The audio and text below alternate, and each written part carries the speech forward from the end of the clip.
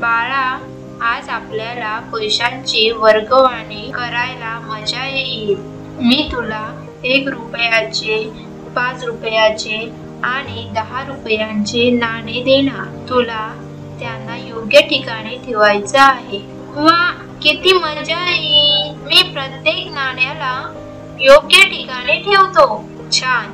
आता 10 रुपयांचं नाणं एका वर्तुळात ठेव आणि 5 रुपयांचं नाणं दुसऱ्या वर्तुळात ठेव.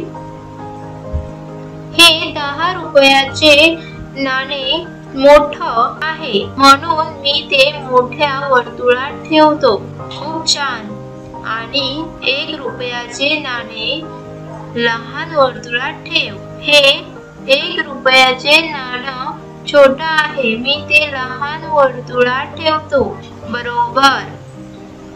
तू पैशांची छान वर्गवाणी केली आणि त्याच्या किमतीही समजला. धन्यवाद आई.